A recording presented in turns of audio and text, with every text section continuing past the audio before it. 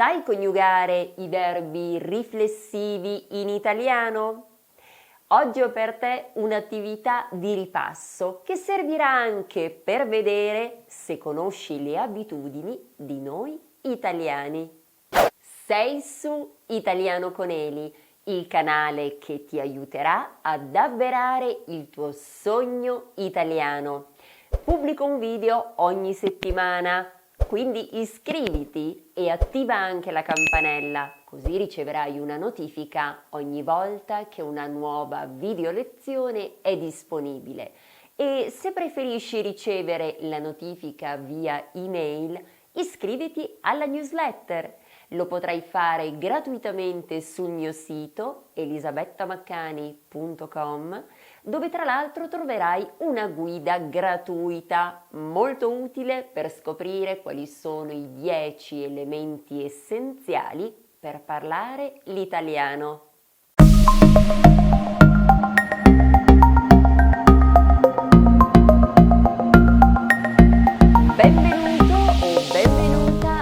Italiano con Eli. Io sono Elisabetta, sono una Neuro Language Coach e mi occupo di formazione linguistica da più di 10 anni. L'esercizio è molto semplice.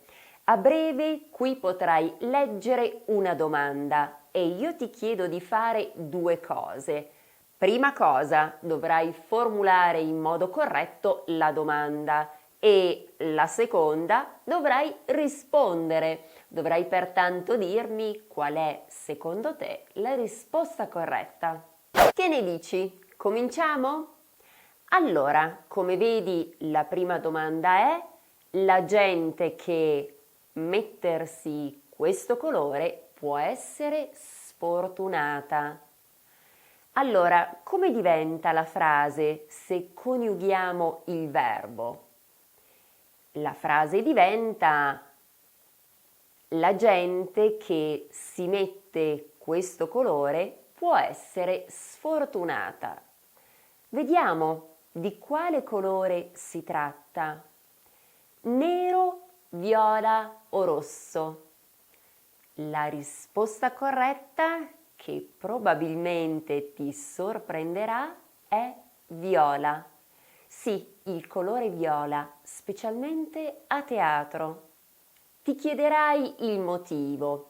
È molto semplice, ti spiego. Durante il Medioevo, nell'epoca della Quaresima, gli spettacoli teatrali erano vietati, quindi non ci potevano essere spettacoli teatrali. E il colore dei paramenti sacri, ovvero delle vesti che utilizzavano i sacerdoti, è il viola.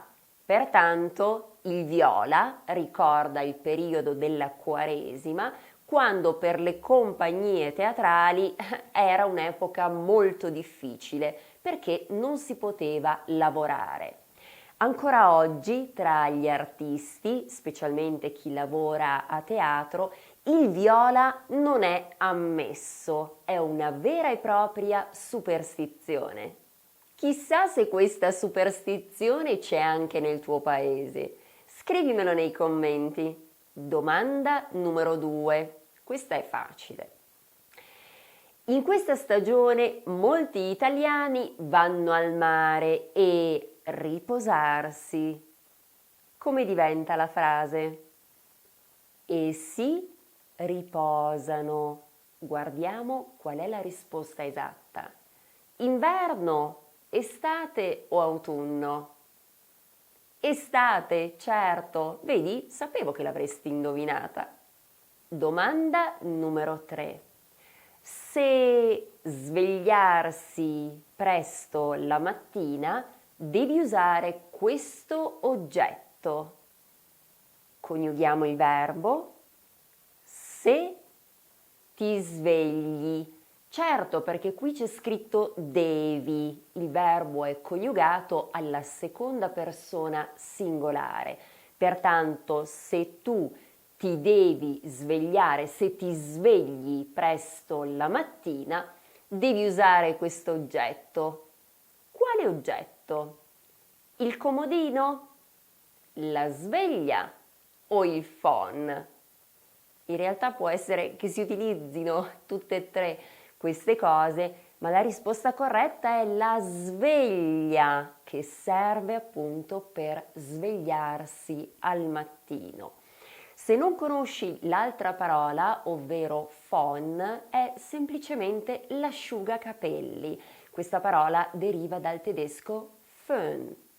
Domanda numero 4. A Natale molti italiani divertirsi a giocare a questo gioco. A Natale molti italiani si divertono a giocare a questo gioco. Le opzioni sono la tombola, gli scacchi oppure nascondino. La tombola, questa era abbastanza facile. Anche qui una domanda semplice. La tombola, in particolar modo la tombola napoletana. Ne ho parlato in un video, in un quiz sul Natale. Puoi trovare il link nella descrizione qui sotto. Domanda numero 5. I tifosi di questa squadra scontrarsi spesso con i tifosi del Milan. Oggi domanda di calcio, pur sapendo che io il calcio lo odio. No, dai, non diciamo così, però non sono tifosa. Allora la frase diventa: i tifosi di questa squadra si scontrano spesso con i tifosi del Milan. Di quale squadra stiamo parlando? Il Parma? La Roma o l'Inter? La risposta corretta è l'Inter. Ultima frase. Quest'isola trovarsi davanti a Napoli e vicino a Capri. Coniughiamo il verbo. Quest'isola si trova davanti a Napoli e vicino a Capri. Qual è quest'isola? Vulcano? Elba? Oppure Ischia? La risposta corretta è Ischia, bellissima isola. Ci sono stata un paio d'anni fa con un'amica, la mia amica Maria Luisa. Allora, spero che tu mi dica che sei riuscito o riuscita a rispondere a tutte le domande in modo corretto. E oltre a questo ti chiedo anche di dirmi se, a parte i verbi riflessivi, oggi hai anche imparato qualcosa di nuovo. Vorresti parlare l'italiano in modo più fluente? Ti piacerebbe poter comunicare in italiano quando vieni in Italia, nelle situazioni della vita quotidiana? Hai un livello perlomeno A2? Allora può essere che il mio programma faccia al caso tuo.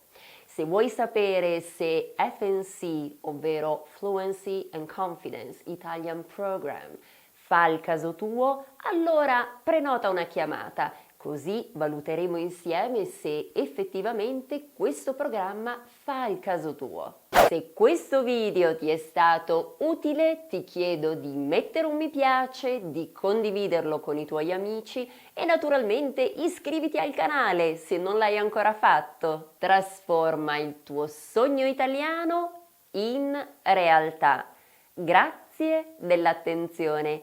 Ci vediamo la prossima volta, sempre su Italiano con Eli. In realtà non so quale scegliere. Tu che cosa sceglieresti? Su quale vorresti cliccare? Facciamo così, tu clicca e ci vediamo direttamente nella video lezione, d'accordo?